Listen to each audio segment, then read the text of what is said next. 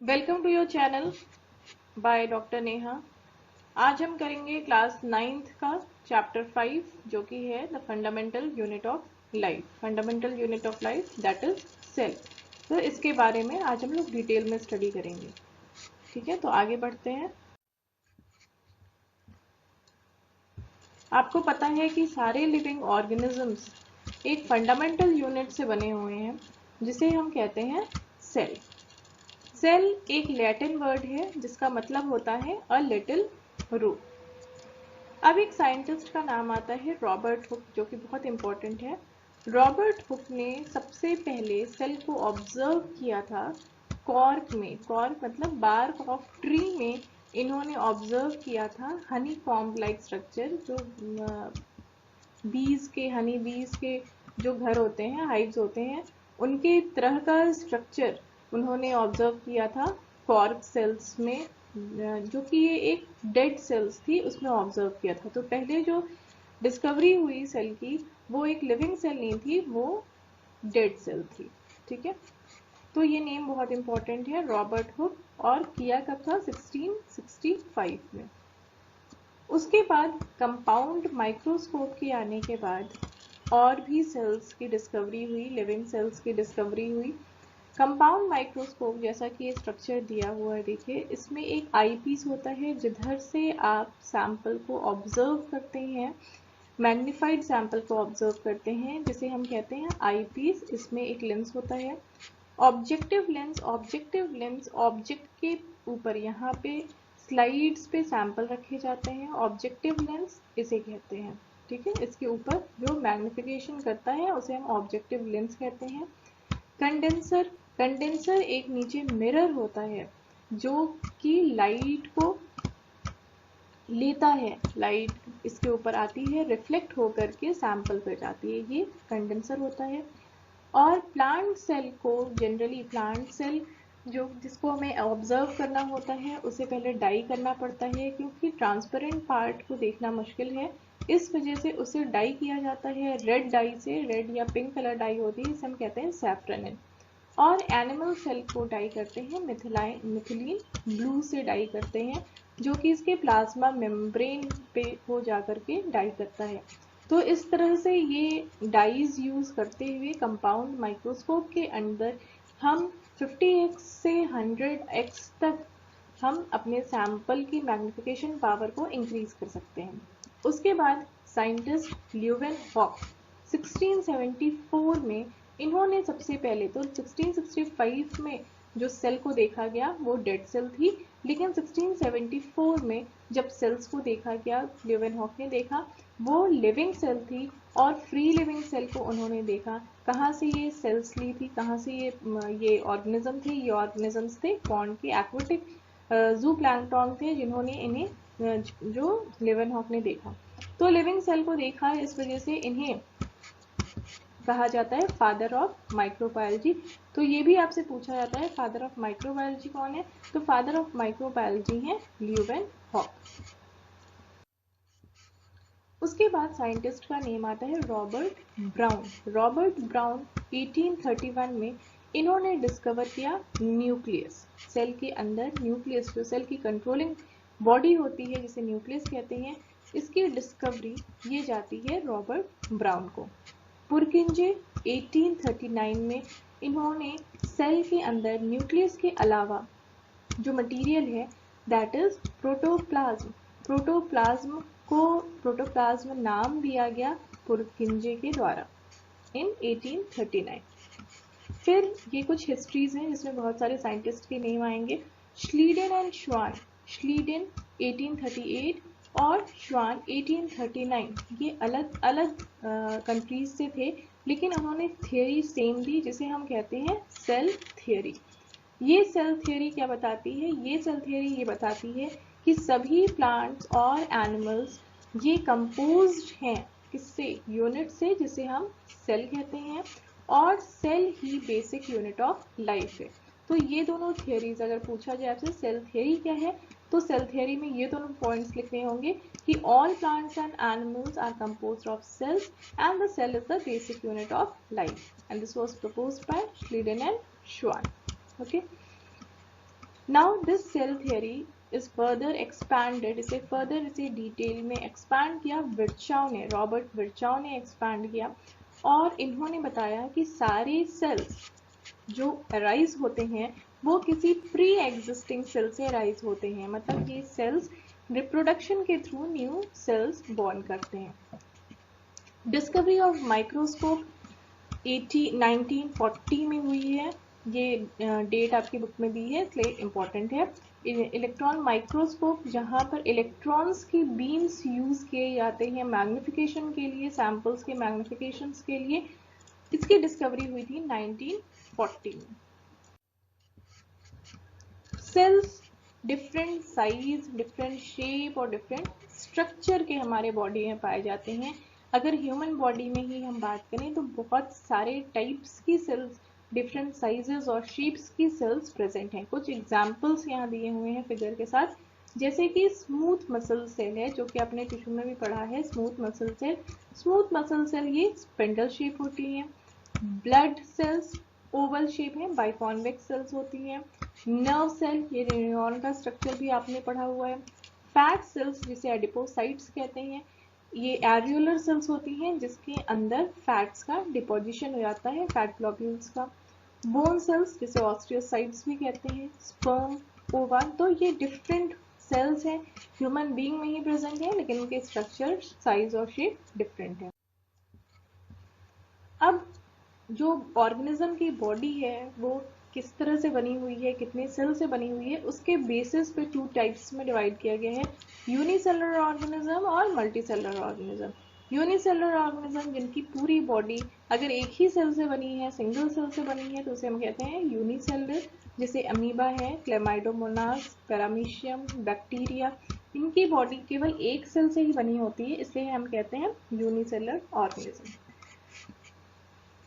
Multicellular organisms जैसे higher organisms हैं, human being है, या जो भी प्लांट्स आपको दिखाई दे रहे हैं, इंसेक्ट्स, कैटल्स, जो भी जानवर आपको दिखाई दे रहे हैं अपने आपके बेयर आइज से, that are multicellular organisms. Multicellular organisms में डिवीजन ऑफ लेबर होता है, मतलब हर पार्ट का अपना एक वर्क होता है जो कि डिवाइडेड होता है.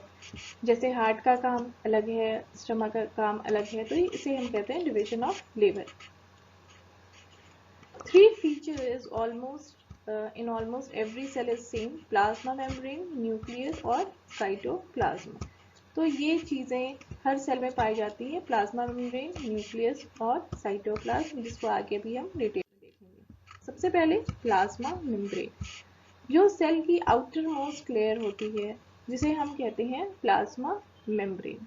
ये होती है सेलेक्टिवली परमिएबल मेम्ब्रेन, मतलब कि कुछ मॉलिक्यूल्स को ये अंदर आने देगी और कुछ मॉलिक्यूल्स को ये नहीं आने देगी. ठीक है, तो ये सेलेक्टिवली परमिएबल मेम्ब्रेन है जिसमें कुछ मॉलिक्यूल्स का ही मूवमेंट हो सकता है, कुछ मटेरियल्स का ही मूवमेंट हो सकता है इनके थ्रू और कुछ का नहीं हो सकता है. ये selectively permeable membrane, plasma membrane, इनके थ्रू मॉलिक्यूल्स का मूवमेंट या तो डिफ्यूजन या ऑस्मोसिस के थ्रू होता है. डिफ्यूजन क्या होता है? Diffusion movement of substance from higher concentration to lower concentration. Chemistry में भी पढ़ा होगा आपने. डिफ्यूजन मतलब है कि जब सब्सटेंस का मूवमेंट अपने हायर कंसंट्रेशन से लोअर कंसंट्रेशन की तरफ हो तो उसे हम कहते हैं डिफ्यूजन. जहाँ पर हाई होगा वहाँ से लो कंसंट्रेशन की तरफ मॉलिक्यूल्स का मूवमेंट डिफ्यूजन होता है. जैसे अगर हम किसी परफ्यूम की बॉटल ओपन करें तो परफ्यूम की बॉटल में कंसंट्रेशन ज़्यादा है परफ्यूम के मॉलिक्यूल्स का, तो अगर ओपन करते हैं तो फिर वो स्प्रेड हो जाती है, सारे मॉलिक्यूल स्प्रेड हो जाएंगे रूम में कंसंट्रेशन नहीं है पर मतलब कि लो कंसंट्रेशन है, तो मूवमेंट हायर कंसंट्रेशन से लोअर कंसंट्रेशन की होगा, जिसी को हम क्या कहते हैं diffusion. Exchange of carbon dioxide और ऑक्सीजन विद एक्सटर्नल एनवायरनमेंट. जब हम एयर इनहेल करते हैं तो एयर इनहेल करते समय उसमें ऑक्सीजन है। ऑक्सीजन ये अंदर आती है लंग्स में, नेजल पैसेज से होते हुए लंग्स में आएगी।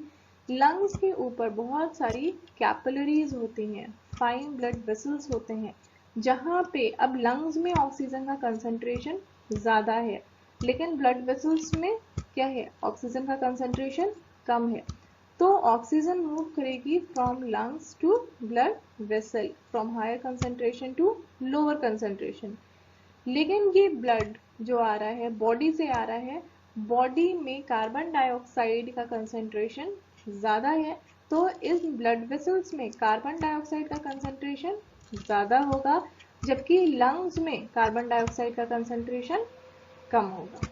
तो क्या होगा, कार्बन डाइऑक्साइड अपने हायर कंसंट्रेशन से लोअर कंसंट्रेशन की तरफ मूव करेगी, तो कार्बन डाइऑक्साइड ब्लड वेसल से होकर के लंग्स में जाएगी, जबकि ऑक्सीजन का कंसंट्रेशन लंग्स में ज़्यादा है, तो ऑक्सीजन लंग्स से ब्लड वेसल्स में जाएगी। तो मॉलिक्यूल्स अपने हायर कंसंट्रेशन से लोअर कंसंट्रेशन की तरफ मूव करते हैं। इस तरह प्लाज्मा मेम्ब्रेन के बाहर जिस चीज का कंसंट्रेशन ज्यादा होगा वो डिफ्यूजन के थ्रू अंदर जाएंगे, अंदर जिस चीज का कंसंट्रेशन ज्यादा होगा वो बाहर जाएंगे। ठीक है, इसको हम कहते हैं डिफ्यूजन। ऑस्मोसिस, डिफ्यूजन और ऑस्मोसिस। ऑस्मोसिस में क्या होता है, पैसेज ऑफ वाटर मॉलिक्यूल्स का movement from their higher concentration to their lower concentration through selectively permeable membrane. This term is very important. Selective permeable membrane का होना बहुत ज़रूरी है। जब वाटर मॉलिक्यूल्स अपने हायर कंसंट्रेशन से लोअर कंसंट्रेशन के तरफ थ्रू सेलेक्टिवली परमिएबल मेम्ब्रेन को क्रॉस करते हुए जाती हैं, तो उसे हम कहते हैं ऑस्मोसिस। ठीक है, यहाँ पे इस फिगर में देखिए, यहाँ पर वाटर मॉलिक्यूल का कंसंट्रेशन ज़्यादा है, स्मॉल डॉट्स को वाटर मॉलिक्यूल दिखाया गया है, और यहाँ पर वाटर मॉलिक्यूल्स का कंसंट्रेशन कम है। तो वाटर मॉलिक्यूल्स मूव करेंगे from this chamber to this chamber. ठीक है, और ये बीच में मेम्ब्रेन है सेलेक्टिवली परमिएबल मेम्ब्रेन की। तो ये प्रोसेस कौन सा हो रहा है, osmosis. The cell gains water if medium surrounding the cell has higher water concentration than the cell। अगर सेल के बाहर, ये सेल है और सेल के बाहर वाटर का कंसंट्रेशन ज़्यादा हो, ठीक है, बाहर वाटर का कंसंट्रेशन ज़्यादा हो, अंदर वाटर का कंसंट्रेशन कम हो, तो मूवमेंट वाटर का क्या होगा, बाहर से अंदर की ओर होगा थ्रू ऑस्मोसिस, क्योंकि प्लाज्मा मेम्ब्रेन कैसे है, सेलेक्टिवली परमिएबल मेम्ब्रेन है। तो जो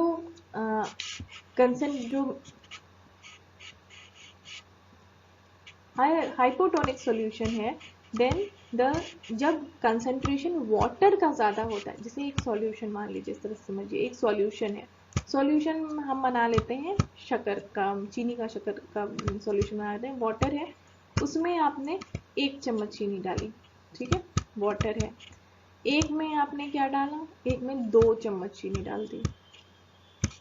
ठीक है, अब ये कैसा इन दोनों को कंपेयर करें हम, तो कौन सा हाइपरटोनिक होगा और कौन सा हाइपोटोनिक होगा, इसमें सॉल्यूट ज़्यादा है और इसमें सॉल्यूट कम है। जिसमें सॉल्यूट कम होता है वो होता है हाइपोटोनिक, और जिसमें सॉल्यूट ज़्यादा होता है वो होता है हाइपरटोनिक। ठीक है, तो बाहर वाटर का कंसंट्रेशन ज़्यादा है मतलब सॉल्यूट कम है, अंदर वाटर का कंसंट्रेशन कम है मतलब सॉल्यूट का कंसंट्रेशन ज़्यादा है, तो बाहर क्या हो गया, हाइपोटोनिक। अगर सेल के बाहर और अंदर दोनों तरफ वाटर का कंसंट्रेशन बराबर है और सॉल्यूट का कंसंट्रेशन भी बराबर है, तो उसे हम कहते हैं आइसोटोनिक। मतलब अंदर का जो कंसंट्रेशन है वही बाहर का कंसंट्रेशन है, तो उसे हम कहते हैं आइसोटोनिक।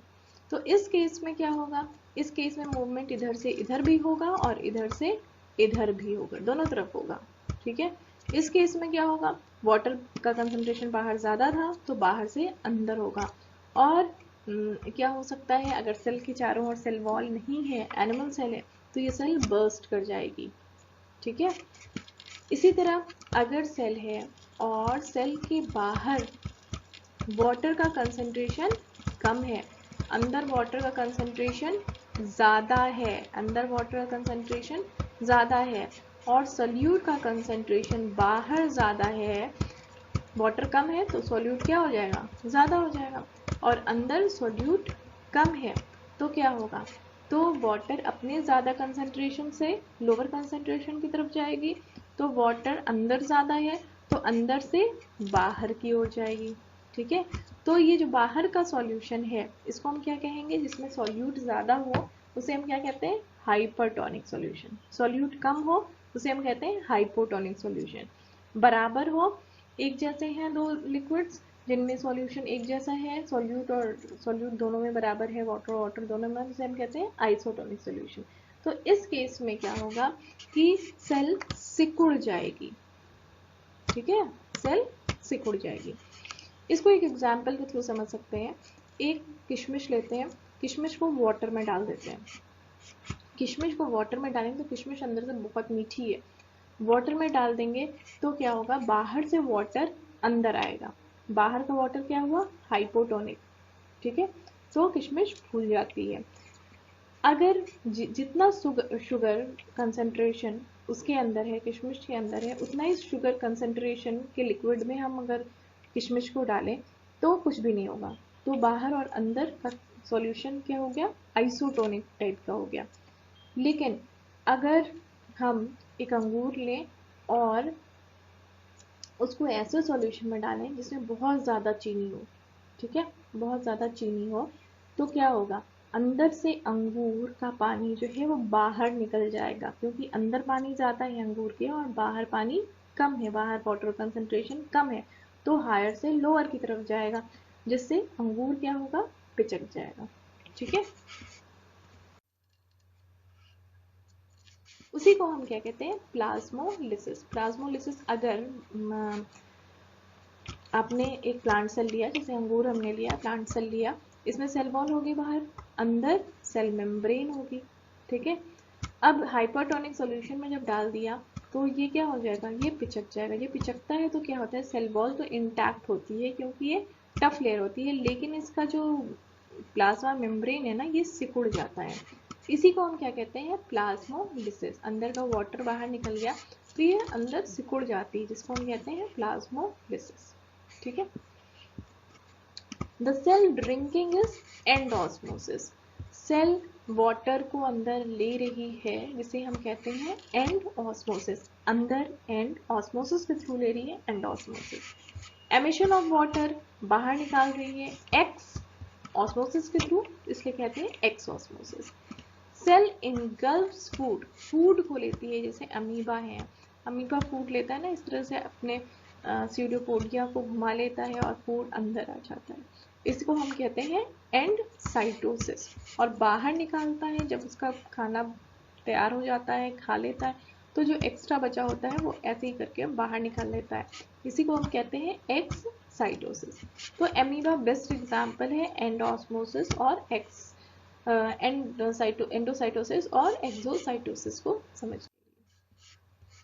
नेक्स्ट पार्ट है सेल वॉल। सेल वॉल जो होती है सबसे बाहरी लेयर है और ये केवल प्लांट सेल में पाई जाती है, बैक्टीरिया में और फंगस में पाई जाती है। प्लांट सेल, बैक्टीरिया और फंगस में पाई जाती है, एनिमल सेल में नहीं पाई जाती है। सेल वॉल बनी किसकी होती है, सेल वॉल बनी होती है सेल्यूलोज की। ठीक है, ये प्लांट को स्ट्रक्चरल स्ट्रेंथ प्रोवाइड करती है। अभी प्लाज्मोलिसिस हमने बताया था कि जब इसको हम हाइपरटोनिक सॉल्यूशन में डालेंगे तो अंदर की जो मेम्ब्रेन है वो सिकुड़ जाती है, श्रिंक हो जाती है, जिसी को हम क्या कहते हैं, प्लाज्मोलिसिस। तो सेल वॉल जो होती है, सेल वॉल होने की वजह से अभी हमने बताया था कि हाइपोटोनिक सॉल्यूशन में अगर एनिमल सेल को रखें तो वो बर्स्ट कर जाएगी, लेकिन प्लांट सेल को रखें तो बर्स्ट नहीं करेगी, क्योंकि एक टफ लेयर जो कि प्रेजेंट है सेल वॉल की, ये प्रेजेंट है चारों ओर ना, तो अंदर पानी अगर इकट्ठा भी होगा, फूलेगा भी अंदर से, तो भी ये बाहर उसे स्ट्रेंथ प्रोवाइड की हुई है, जिसकी वजह से ये प्लाज्मा मेम्ब्रेन बर्स्ट नहीं हो पाती है, जबकि एनिमल सेल क्या हो जाएगी, बर्स्ट हो जाएगी अगर उसको हम हाइपोटोनिक सोल्यूशन में रखें। ठीक है, हाइपोटोनिक में क्या होगा, वाटर बाहर से अंदर जाएगा, धीमे धीमे फूलते जाएगा प्लाज्मा मेम्ब्रेन, वो फट जाएगा एनिमल सेल में। प्लांट सेल में क्या होगा, बाहर सेल वॉल है तो फटने ही नहीं देगा। नेक्स्ट है न्यूक्लियस। तो सेल के बीचों बीच जो मेन पार्ट प्रेजेंट होता है जिसे हम कहते हैं nucleus, dot like structure near the centre of the cell जिसे हम कहते हैं न्यूक्लियस। ये कंट्रोलिंग पार्ट है सारी सेल की एक्टिविटीज के लिए, रिप्रोडक्शन के लिए ये कंट्रोलिंग पार्ट है। सेल के न्यूक्लियस के अंदर धागे टाइप का स्ट्रक्चर होता है जिसे हम कहते हैं क्रोमेटिन मटेरियल। ये क्रोमेटिन मटेरियल जब ये इकट्ठे हो जाते हैं तो ये रॉड शेप स्ट्रक्चर्स बना लेते हैं जिसे हम कहते हैं क्रोमोसोम्स। इन्हीं क्रोमोसोम्स में डीएनए प्रेजेंट होते हैं। ठीक है, और ये डीएनए जिसका फुल फॉर्म क्या है, डीऑक्सी रिबो न्यूक्लिक एसिड, याद कर लीजिएगा, डीऑक्सी रिबो न्यूक्लिक एसिड। इन्हीं डीएनए पर इंफॉर्मेशन होता है, इनहेरिटेंस का इंफॉर्मेशन होता है कि जो कैरेक्टर्स हमें फादर मदर से ऑफस्प्रिंग्स में, बेबीज में आते हैं, वो इंफॉर्मेशन वो सारा किस पे प्रेजेंट होता है, इन्हीं डीएनए पे। और न्यूक्लियस के अंदर और क्या होता है, प्रोटीन मॉलिक्यूल्स। तो डीएनए भी होता है, डीएनए किसमें है, क्रोमोसोम्स में। ठीक है, क्रोमोसोम्स किसके मिलकर बने हैं, डीएनए। और ये क्रोमोसोम जो है वो एक्चुअल में है क्या, chromatin material. Small small segment of DNA मिल करके हम क्या बनाते हैं, जीन्स। तो functional unit, functional segment of DNA जो है उसे हम कहते हैं जीन। फंक्शनल सेगमेंट मतलब एक जीन एक करेक्टर के रिस्पॉन्सिबल है, उसी को हम क्या कहते हैं, जीन्स। ठीक है, In some organism like bacteria, nucleus is not covered by nuclear। अब अभी हमने देखा था कि न्यूक्लियस के चारों ओर एक मेम्ब्रेन होती है जिसे हम कहते हैं न्यूक्लियर मेम्ब्रेन। लेकिन प्रोकैरियोटिक सेल में, प्रोकैरियोटिक सेल मतलब कि जैसे बैक्टीरिया के सेल है, इसमें न्यूक्लियस के चार, ये न्यूक्लियस है, न्यूक्लियस के चारों ओर कोई मेम्ब्रेन टाइप की स्ट्रक्चर नहीं होती है। न्यूक्लियस साइटोप्लाज्म में ही रहता है जिसे हम कहते हैं न्यूक्लियोइड। ठीक है, तो न्यूक्लियर मेम्ब्रेन इसमें प्रेजेंट नहीं होती है और इसे हम न्यूक्लियोइड कहते हैं। ये अर्ली टाइप की न्यूक्लियस है, प्रिमिटिव टाइप की, इसलिए इन्हें हम कहते हैं प्रोकैरियोट्स। कैरियन मीन्स न्यूक्लियस और प्रो मीन्स प्रिमिटिव। तो प्रिमिटिव टाइप का न्यूक्लियस जिसमें पाया जाता है उन ऑर्गेनिजम्स को हम कहते हैं प्रोकैरियोटिक ऑर्गेनिजम्स।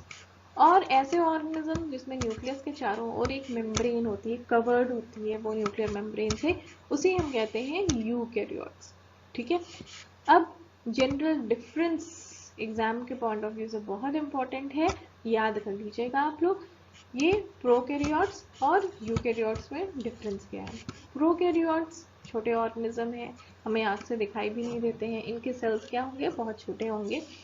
इनकी साइज होती है 1 to 10 micrometre. 1 micrometre means 10 to the power 6 metre, मतलब 1 मीटर का 10 to the power 6 टाइम्स छोटा। और यूकैरियोट्स ये बड़े होते हैं 5 to 500 micrometre. Nuclear region defined नहीं होता है और इसमें न्यूक्लियर मेम्ब्रेन नहीं पाई जाती है, इन्हें हम कहते हैं न्यूक्लियोइड्स। और इसमें क्या होता है, यूकैरियोट्स में न्यूक्लियर रीजन वेल डिफाइंड होता है और ये चारों ओर न्यूक्लियर मेम्ब्रेन से घिरे होते हैं। इनमें क्रोमोसोम सिंगल होता है और इनमें क्रोमोसोम्स ज़्यादा होते हैं। मेम्ब्रेन ब्राउन सेल ऑर्गेनेल्स भी जैसे जैसे कि क्लोरोप्लास्ट, माइटोकॉन्ड्रिया, ये सब मेम्ब्रेन बाउंड जो स्ट्रक्चर्स होते हैं, ऑर्गेनेल्स होते हैं, वो भी इनमें नहीं पाए जाते हैं, जबकि यूकैरियोट्स में ये सारे पाए जाते हैं। इसका एग्जाम्पल क्या है, बैक्टीरिया, ब्लू ग्रीन एल्गी इसके एग्जाम्पल है। और यूकैरियोट्स में fungi, plant cell, animal cell, ये सारे यूकैरियोटिक हैं। ठीक है, तो ये डिफरेंस पढ़ लीजिएगा। Next cell organelle. अब सेल ऑर्गेनेल, सेल में सबसे बाहर हो गया आपका सेल वॉल, उसके बाद हो गई सेल मेम्ब्रेन, ठीक है। अब इसके अंदर था न्यूक्लियस। अब ये जो रीजन है इसके चारों ओर, जिसे हम कहते हैं साइटोप्लाज्म, इस साइटोप्लाज्म में बहुत से छोटे छोटे ऑर्गेनेल्स प्रेजेंट होते हैं, बहुत से छोटे छोटे ऑर्गेनेल्स प्रेजेंट होते हैं, ठीक है। ये इन्हें हम ऑर्गेनेल्स, जैसे माइटोकॉन्ड्रिया का नाम आपने सुना है, क्लोरोप्लास्ट का नाम सुना है, राइबोसोम, लाइसोसोम, गोल्गी बॉडीज, ये सारे क्या कहलाते हैं? ऑर्गेनेल्स। प्रोटोप्लाज्म, प्रोटोप्लाज्म क्या होता है? सेल मेम्ब्रेन के अंदर जितना मटेरियल है उसे हम कहते हैं प्रोटोप्लाज्म। तो प्रोटोप्लाज्म सेल मेम्ब्रेन के अंदर क्या प्रेजेंट है? न्यूक्लियस और साइटोप्लाज्म। तो nucleus plus cytoplasm is known as protoplasm, ठीक है। प्रोटोप्लाज्म टर्म बताया आपको, पुरकिंजे ने दिया था। इंपॉर्टेंट सेल ऑर्गेनेल्स क्या हैं? Endoplasmic reticulum, Golgi apparatus, lysosome, mitochondria, plastic और वैक्यूल। अब एक एक करके देखते हैं। सबसे पहले endoplasmic reticulum. Endoplasmic reticulum, endoplasmic reticulum ये क्या होता है? लार्ज नेटवर्क्स होते हैं मेम्ब्रेन के, मेम्ब्रेन की स्ट्रक्चर में लार्ज नेटवर्क होते हैं, बाउंड ट्यूब्यूल्स एंड वेसिकल्स, ये वेसिकल्स और ट्यूब्यूल्स इसमें पाए जाते हैं। टू टाइप्स के एंडोप्लाज्मिक रेटिकुलम, एक ऑरेंज से दिखाया गया है, एक ब्लू से दिखाया गया है। तो जो ऑरेंज वाला है ये क्या है? Smooth endoplasmic reticulum. जो ऑरेंज से रिप्रेजेंट किया गया है ये क्या है? Smooth endoplasmic reticulum. और जो ब्लू से रिप्रेजेंट किया गया है ये है रफ एंडोप्लाज्मिक रेटिकुलम। रफ क्यों है? कि उसके ऊपर ये डॉट्स हैं। ये डॉट्स हैं क्या? ये डॉट्स हैं राइबोसोम्स। तो राइबोसोम्स अटैच्ड होने की वजह से ये रफ है, और स्मूथ पे राइबोसोम्स अटैच नहीं है, ठीक है। फंक्शन किसका क्या है? SER, स्मूथ एंडोप्लाज्मिक रेटिकुलम का फंक्शन है, ये एंजाइम्स और हार्मोन्स, ठीक है, के फंक्शनिंग के लिए इंपॉर्टेंट है। दूसरा, ये detoxify many poisons and drugs, drugs और पॉइजन्स को डिटॉक्सिफाई करता है। बॉडी में जो ड्रग्स और पॉइजन्स जाते हैं उनको डिटॉक्सिफिकेशन का काम करता है। एंडोप्लाज्मिक रेटिकुलम ये इस तरह से मेम्ब्रेन स्ट्रक्चर्स हैं, तो ये चैनल का काम भी करते हैं ट्रांसपोर्ट ऑफ मटेरियल के लिए फ्रॉम, ये अंदर न्यूक्लियस है और साइटोप्लाज्म, साइटोप्लाज्म से मटेरियल न्यूक्लियस में जाने के लिए और न्यूक्लियस से साइटोप्लाज्म में जाने के लिए, ठीक है। Fat molecules produced by ER help in membrane biogenesis. Fat molecules भी जो होते हैं वो स्मूथ एंडोप्लाज्मिक रेटिकुलम पे बनते हैं इस वजह से, और फैट का बहुत ज़्यादा पार्ट मेम्ब्रेन बनाने के काम में आता है। तो ये मेम्ब्रेन बायोजेनेसिस के लिए, मेम्ब्रेन के सिंथेसिस के लिए इम्पोर्टेंट है। और rough endoplasmic reticulum, rough endoplasmic reticulum में क्या है? राइबोसोम्स अटैच्ड है ना, तो राइबोसोम्स अटैच्ड होने की वजह से ये साइट होती है प्रोटीन सिंथेसिस की, राइबोसोम पर ही प्रोटीन बनती है। तो रफ एंडोप्लाज्मिक रेटिकुलम का मेन काम क्या हो गया? सिंथेसिस ऑफ प्रोटीन, ठीक है। Next, Golgi apparatus. Golgi apparatus को डिस्क्राइब किया था कैमिलो गोल्जी ने। ये बनी होती हैं बहुत सारी फ्लैट वेसिकल लाइक स्ट्रक्चर से, फ्लैट सैक्स से, जिन्हें हम कहते हैं सिस्टर्ना। और ये सिस्टर्नीज जो होती हैं ये जुड़ी होती हैं एंडोप्लाज्मिक रेटिकुलम से। इनका फंक्शन पूछा जाता है, इनका फंक्शन क्या है? Storage, modification and packaging of products. और ये स्टोर करती हैं बहुत सारे प्रोडक्ट्स को, पैकेजिंग ऑफ प्रोडक्ट्स, और इसका ट्रांसपोर्ट के लिए इम्पोर्टेंट है। In some cases, complex sugar may be made from simple sugars in Golgi apparatus. Simple sugar से Golgi apparatus में complex sugar का synthesis होता है, ठीक है। इसके अलावा Golgi apparatus जो होती है वो लाइसोसोम के फॉर्मेशन में भी पार्ट लेती हैं। नेक्स्ट है लाइसोसोम। लाइसोसोम ये सिंगल लेयर मेम्ब्रेन होता है इसके चारों ओर, और उसके अंदर, जैसे ये सेल के अंदर है, सेल के अंदर ये सिंगल लेयर मेम्ब्रेन होता है, और इसके अंदर बहुत सारे एंजाइम्स होते हैं। ये एंजाइम्स जो होते हैं, जो भी रप्चरिंग का, डेड होने का काम होता है, सेल के अंदर कोई ऑर्गेनेल खराब हो गया, डिग्रेड हो गया, तो उसको डाइजेस्ट करने के लिए लाइसोसोम्स होते हैं। ठीक है, सेल डैमेज हो गई तो सेल को डाइजेस्ट करने के लिए लाइसोसोम्स होते हैं, इसलिए इन्हें हम कहते हैं, इनके अंदर एंजाइम्स होते हैं लाइसोजाइम्स, इसलिए इसे हम कहते हैं सुसाइडल बैग ऑफ सेल। ठीक है, पूछा जाए आपसे सुसाइडल बैग ऑफ सेल क्या है, तो ये है lysosome. Next is mitochondria. Mitochondria जो एनर्जी देता है सेल को, ये डबल लेयर होती है, बाहर से दो मेम्ब्रेन से ढकी होती है, बाहर वाली लेयर बाहर मेम्ब्रेन, और अंदर वाली मेम्ब्रेन्स जो होती हैं ये फोल्डेड होती हैं। ठीक है, डीपली फोल्डेड होती हैं, और इन फोल्ड्स पे ही एटीपी का सिंथेसिस होता है। एटीपी क्या है, जो एनर्जी के मॉलिक्यूल्स हैं, एनर्जी करेंसीज हैं, जैसे कि एनर्जी के मॉलिक्यूल्स, एनर्जी मॉलिक्यूल्स के फॉर्म में बनती हैं बॉडी में, जिसे हम कहते हैं एटीपी, एडेनोसिन ट्राइफॉस्फेट। इसका फुल फॉर्म भी आपसे पूछा जा सकता है, एडेनोसिन ट्राइफॉस्फेट। तो यहाँ पर एनर्जी बनती है, एटीपी बनते हैं, इसलिए इसे हम कहते हैं powerhouse of the cell. और इस माइटोकॉन्ड्रिया में अपना खुद का डीएनए और राइबोसोम भी होता है। खुद का डीएनए और राइबोसोम होने से ये अपने प्रोटीन्स, जो इनको ज़रूरत है जिन प्रोटीन्स की, ये अपना प्रोटीन्स खुद बना सकते हैं।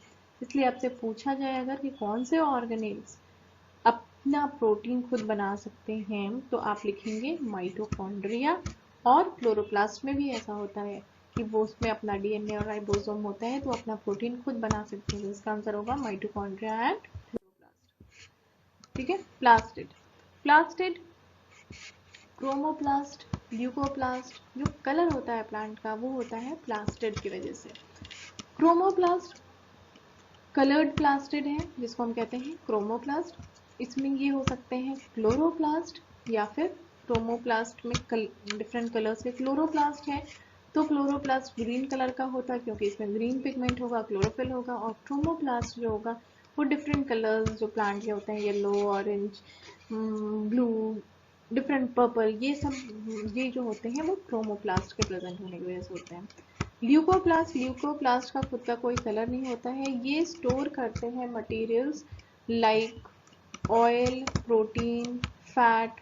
ठीक है, ये स्टोर करते हैं सीड्स में, जो फैट और ऑयल, प्रोटीन्स ये कलेक्टेड होते हैं, ये ल्यूकोप्लास्ट में कलेक्टेड होते हैं, और इनमें कोई कलर नहीं होता है, वाइट कलर के होते हैं।